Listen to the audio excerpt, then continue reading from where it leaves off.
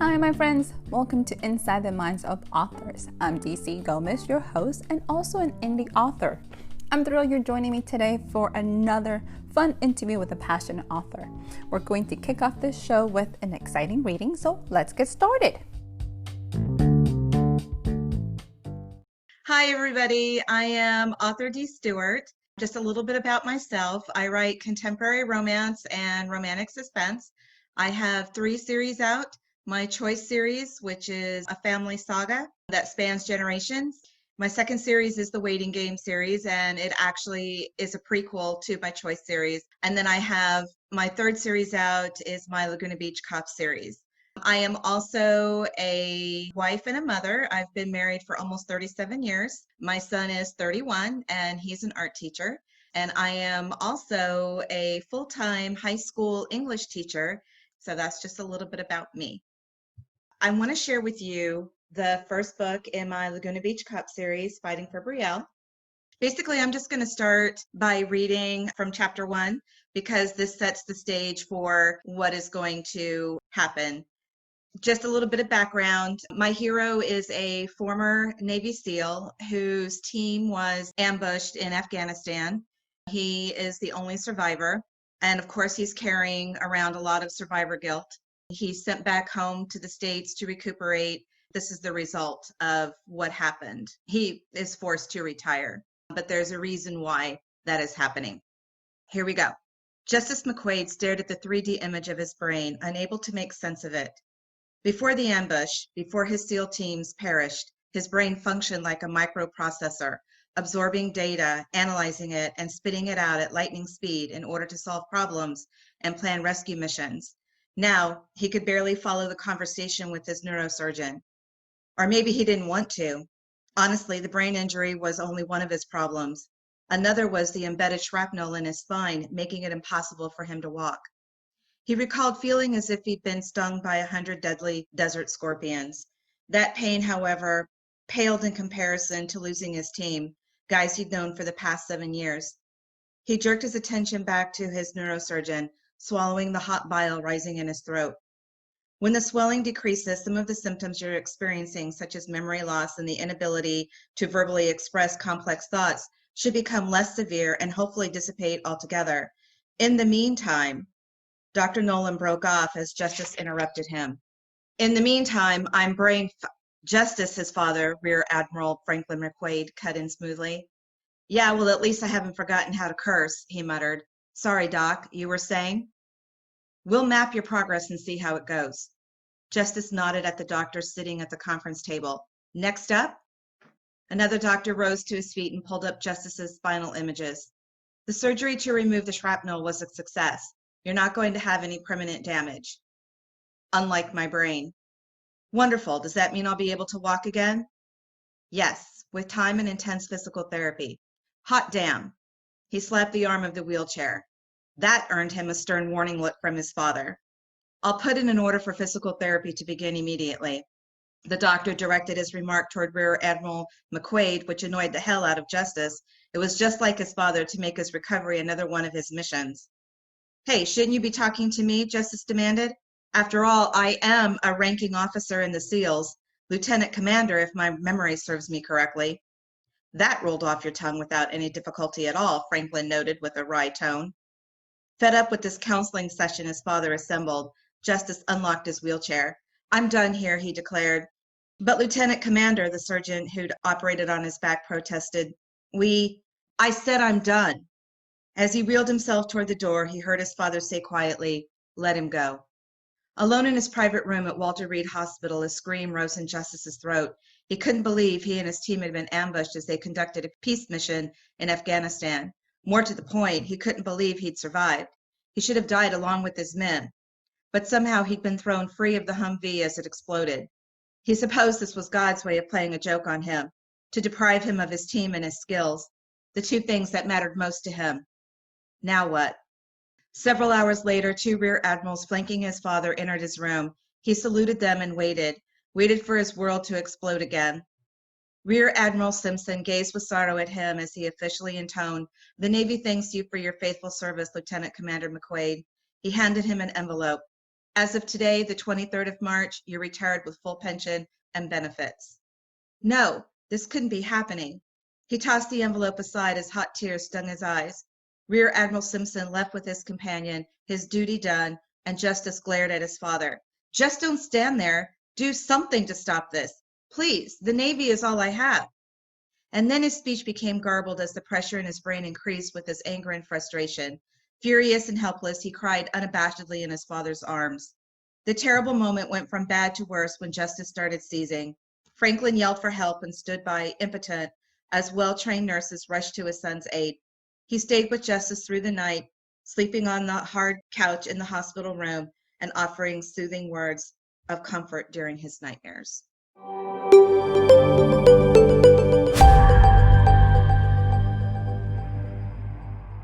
Hi, everyone, and welcome to another episode of Inside the Minds of Authors. I have the amazing Miss D. Stewart with us today, and we just had this incredible reading. It is so exciting to have you. Welcome to the show, Madame. How are you? I'm well, thank you. How are you? Awesome. I'm good. I'm so happy to have you. I'm so happy for that reading. We're going to jump right in because I have so many questions and I'm so curious about it. Where did this book come from? Because this is very military centric. And after hearing your bio, I was like, okay, how did you come to this story? What happened? Tell us about it. I mentioned, my choice series. I introduced a family named McAdams.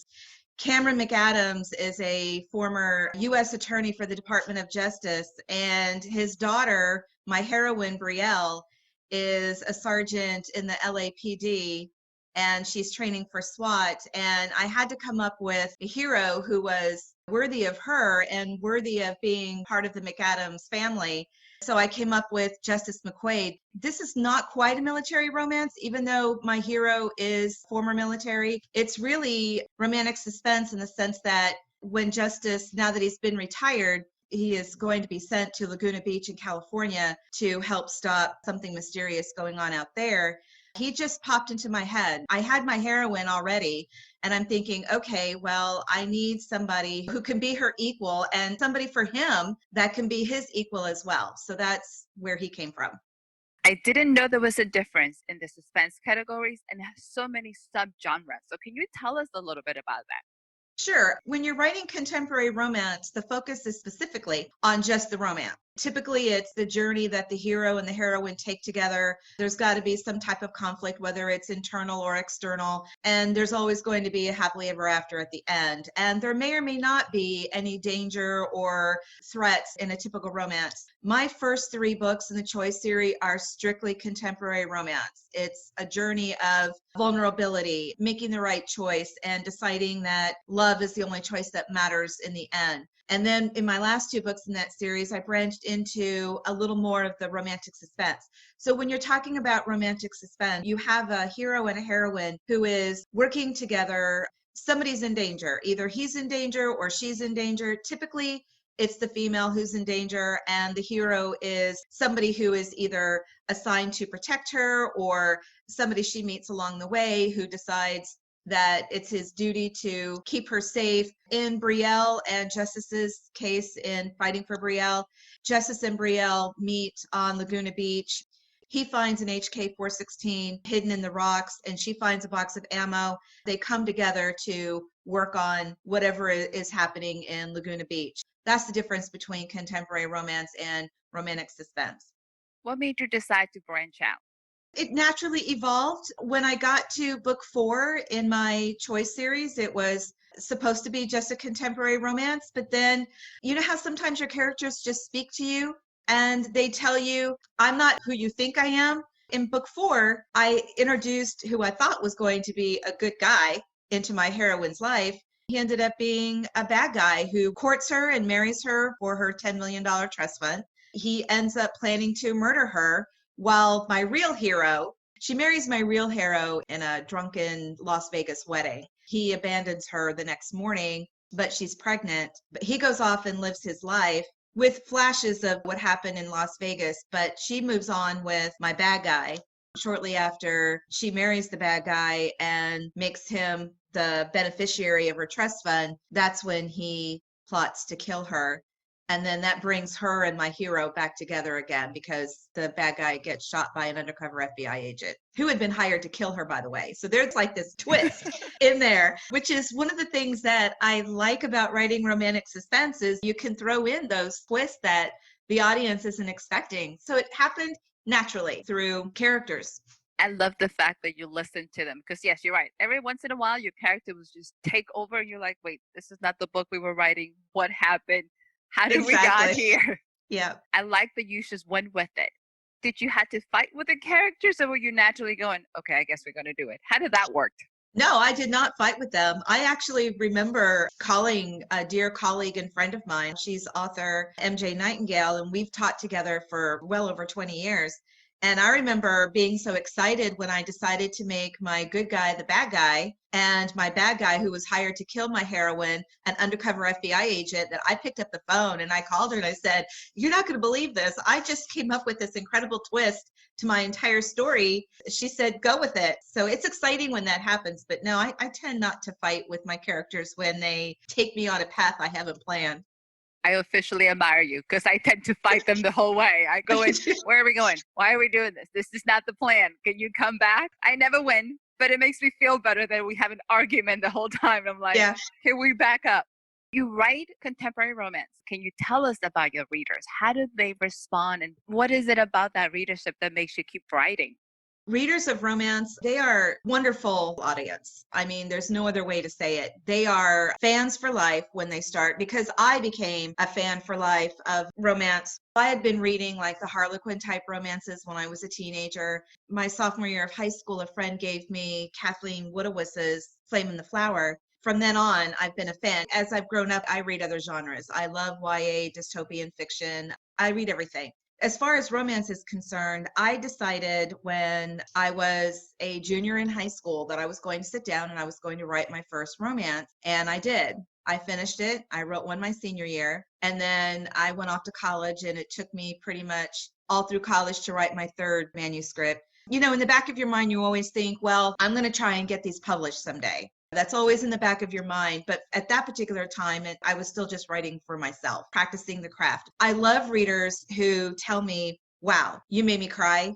I need to invest in Kleenex. I love it when they say that. Or they tell me, I wanted to reach into your book and slap your hero silly, because sometimes the heroes in contemporary romances make really stupid choices and decisions, and they do things that are not very hero-like. But the challenge is to bring them back to that point where at the end of the novel, you're crying right along with the heroine, because finally she stuck in there with the hero the entire time. And that takes a heroine with a big heart to do that, and a high level of forgiveness, especially in my first 3 books.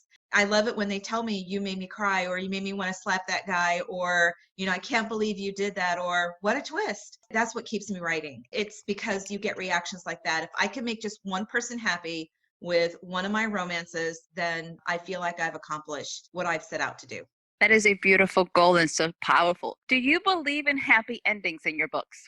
In my books, yes. Do they always happen in real life? No. But I think that's why romance readers like those happy endings. And if a writer tends to venture away from giving them that happily ever after, they get disappointed. But I have a spin-off series of my choice series, and they're very darker than my choice series, dark romantic suspense. And in my second one, there's a happy ending, but it's not what the readers are expecting. So I don't know what I'm going to do with these books. I want to get some readers to read them first before I do anything with them, just to gauge their reaction. Happy endings don't always happen in real life, which is why that's the draw toward contemporary romance or romantic suspense. There's going to be that happily ever after, and the belief that love can conquer all.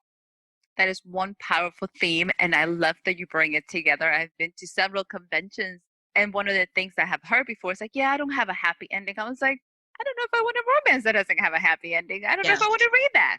Yeah, I read one historical romance that didn't have a happy ending, and it blew me away. But I thought, wow, what a twist on a common theme. I should have known from the title. It was called Bitter Eden. You work really hard to meet the reader's expectations, I'm assuming. Is that correct? I do. When I first started writing, it was just for me. MJ told me, if you're going to go into indie publishing, because I'm indie published, you're going to have to stop thinking like an English teacher and start thinking like a reader, because everything I wrote was just for my own pleasure and enjoyment. So I wasn't concerned too much with the rules for point of view. I was just writing these incredible stories that were in my head. I did have to change. Now I'm much more aware. I think everybody who's followed me from day one, and I do have some loyal readers that have been reading everything that I've been writing and publishing. I think that they're going to see that my style has grown and matured as I've learned what I'm supposed to be doing and what I'm not supposed to be doing. What made you decide to actually publish? What was that trigger? It was MJ. She's a hybrid author. She's both traditionally published and indie published. MJ was the only one I had ever let read any of my stuff. I mean, I have four really, really wonderful best friends from high school, and I never let them read any of my stuff. But I gave one of my novels, actually, it's Waiting for Brianna. It wasn't called that at the time, but I gave it to MJ, and she said, "You're ready." This was long before Amazon came along and offered the self-publishing format that you could use. Once that got established, I felt like I was ready. I took one of my manuscripts, because I have a shelf full of them. I took one of my manuscripts and said, okay, I'm going to start with this one. And that was Logan's Choice. You actually have taken your time to prepare for this. You looked into the process. How much research did you do? Because you are absolutely detail oriented and I love it. If you're going to start out, have a mentor like I did. MJ and I, we live in the same neighborhood. 2 summers ago, she said, okay, you're going to do this. So here's what's going to happen. We made a deal. I edited some of her novels. She would teach me Facebook, because I swore I was never going to be on social media. I wasn't, and I wasn't interested in it. And she said, well, you're going to have to change, because if you want to put yourself out there, you're going to have to do your own marketing, and Facebook is the place to start. So she taught me Facebook, and then she helped me upload my first manuscript to KDP through Amazon. Oh, she also hooked me up with her formatter. I don't do my own formatting because that's beyond me. I have a really wonderful formatter. Once the books were formatted in several different versions, she showed me how to upload to KDP, and she worked with me on the process for like the first 3 books. I have a graphic designer that I teach with, and he designed 4 of my original book covers in my Choice series. But then when I tried to do a blog tour with my 5th book, the woman I hired to do the blog tour said, your covers, they're not mainstream romance. She redesigned my covers for my first 4 books. So what you see now on Amazon are the new covers that she designed. So now she's my designer for everything, because she knows the romance industry. She works with a lot of popular authors in the industry, and some are hybrid, some are also traditionally published. Everything I've learned, I've either learned through MJ or I've learned just on my own. There's a lot. I've joined hundreds of groups, promo groups on Facebook, so that I have marketing forums. I've done podcasts. I've attended conferences like the conference we attended in Savannah. I formed my own Facebook group, Dee's Romantic Delights, so that I can connect with readers on a more of a personal level. That takes a lot of work. And remember, I'm still a full-time English teacher. That's been my journey.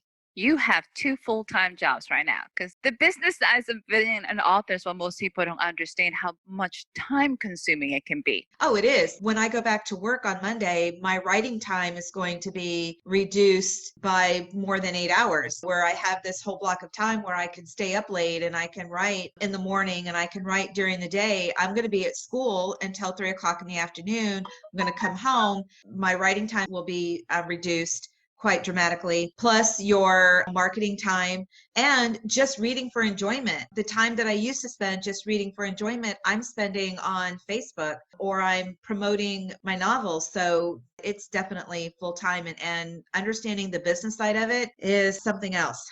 What has been your biggest learning lesson, or something that you can tell a brand new author if they're coming out?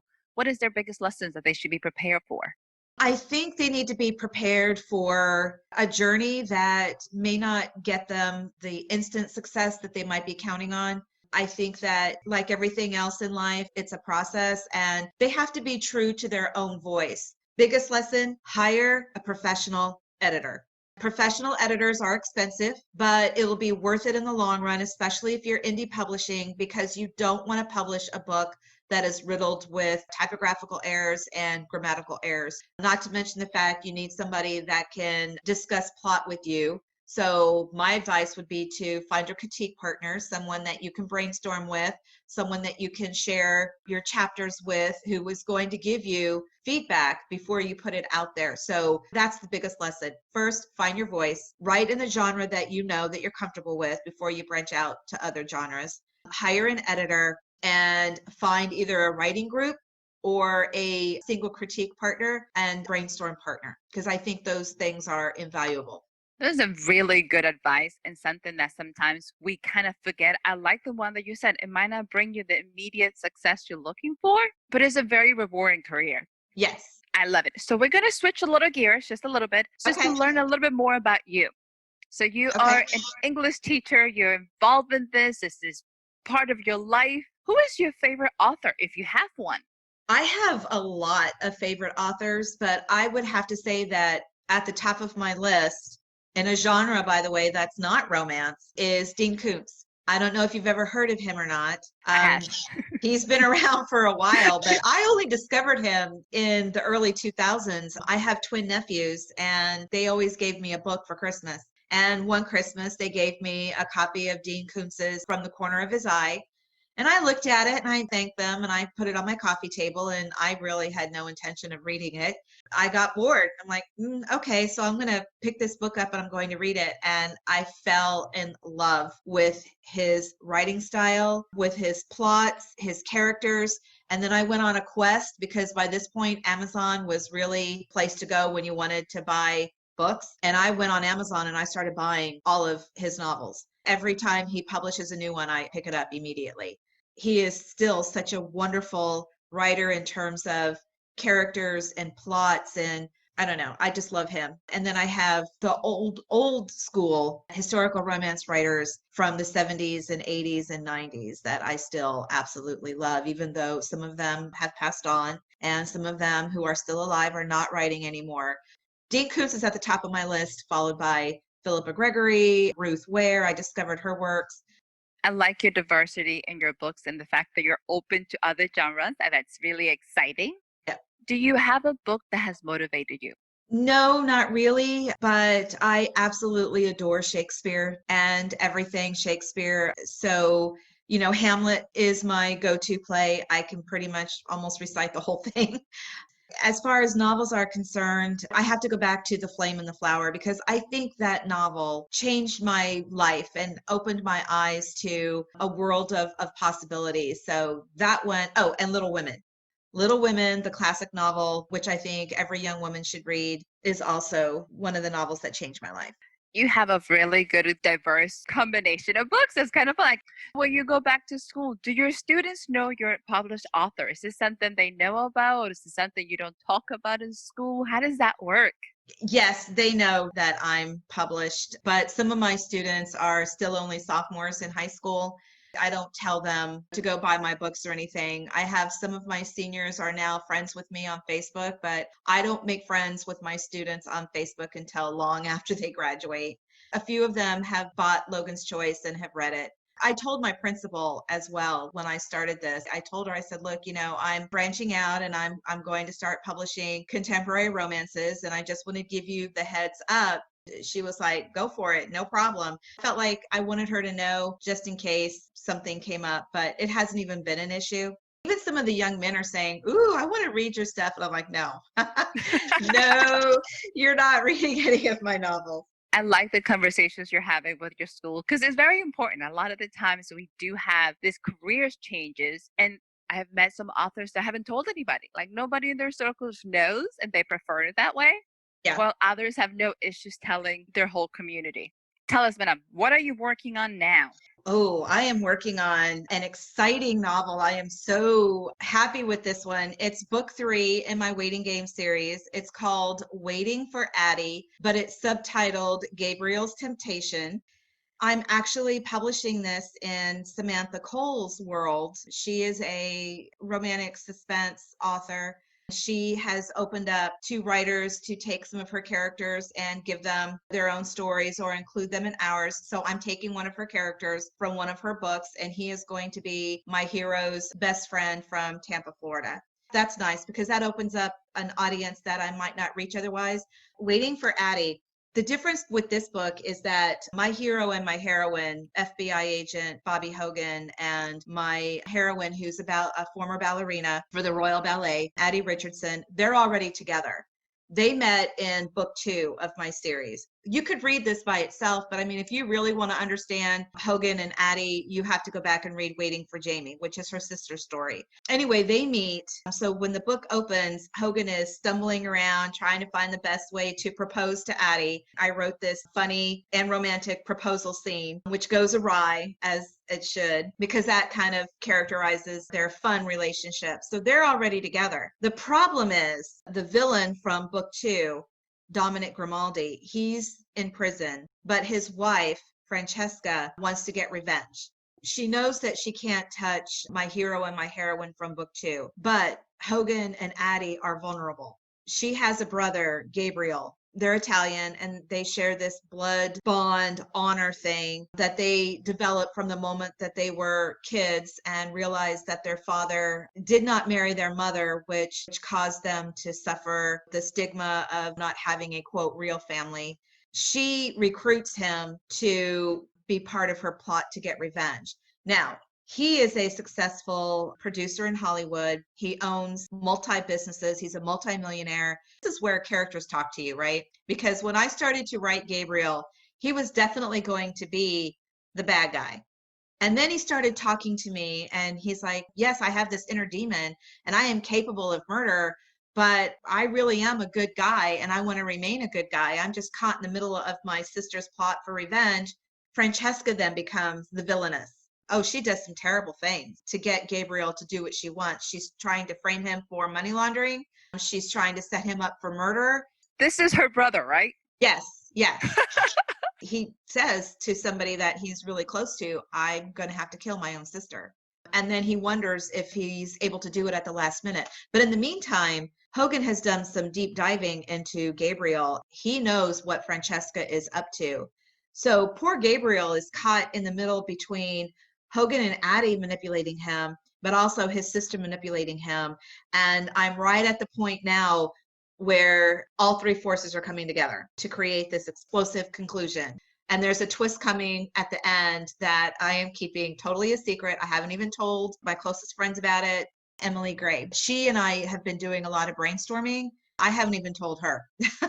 This is a plot twist that won't come out until the very end of the novel. Kind of alluded to it. That's a secret I'm keeping close to the vest. I am so excited. You got all this stuff going on. This is awesome. For all these different characters and all their background, how much research do you do for them? Like for locations and things like that, where the FBI office is located in New York City, I had to do some research for that. I did do some research into the wine industry in Tuscany because Gabriel is running the Grimaldi's wine business. His sister lives on the Grimaldi estate in Tuscany, and so he has taken over the vineyards. So I had to do research on kind of grapes and what kind of wine and things like that. Like I had to research when I created the character of Addie, I had to research the Royal Ballet. I had to do research into popular ballets that are performed. So she stars in Romeo and Juliet because that is a very popular ballet. I researched popular venues in Europe where the Royal Ballet may perform. Like there's a beautiful venue in Vienna, and I researched all of that. In this last book, Waiting for Addie, Gabriel decided to produce a revival of a chorus line. Addie is starring in the role of Sheila. So I had to research Sheila and her role. I had to research the opening number for a chorus line. I researched venues in Miami because that's where the show is premiering. And there's an old, beautiful theater called the Olympia right downtown, which stands as a testament to the glitz and glamour of the 1920s. Research that, what it looks like, and the Lyric in New York. In terms of settings, you have to do your research there. But unless the characters have a specific career that I don't know much about, I do my research that way as well. Awesome. Awesome. It's exciting just to hear your passion and how much you have done for these books and all the different series that you have. Are you ready to do a quick lightning round for us? Sure. They're fun, they're easy. Don't think too much about it. You ready? Okay. Yes, I'm ready. Coffee or tea? Tea. Nice. Scary movie or comedy? Scary movie. Okay, that's a surprise. I would have thought comedy. Okay. If you had a choice, if you could be a princess or a knight, what would you be? A knight. Nice. My kind of lady. So here's a little tougher one. If you can pick one food, anyone, that will describe your personality, what would that food be? 7-layer bars. I know it's not a food, it's just a dessert, but you have the crust and you have the different toppings and you have the different layers, so 7-layer bars. Just came to my mind. It fits. You got different layers of all unexpected things. So here's our last one. Let's see what you have. If your life had a theme song, which would it be? I will survive. Smooth and nice, Madam. Awesome. Tell us, Madam, where can our listeners find you? Okay, you can find me on Facebook. I have a group, D's Romantic Delights. I have an author page, Author D. Stewart.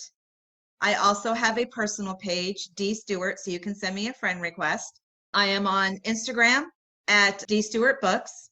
I'm also on Twitter at D. Stewart Books. You can find me on Amazon. I have an author page on Amazon. I am also on BookBub and Goodreads. We can find you in all sorts of great locations. So this is exciting for our readers. Madam, it has been such a pleasure to have you. It's been so exciting.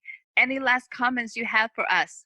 Yes, keep reading. Authors, keep writing. Great stories that people want to read. Oh, that is beautiful, and I love it. Absolutely. Thank you so much, Madam. Such a pleasure. And to our listeners, continue to follow us along, share this show, like it, give us a review, invite others. Let's continue to grow this community together. And thank you so much for joining us. And we'll see you next week in another episode of Inside the Minds of Authors. Thank you, everyone. Thank you.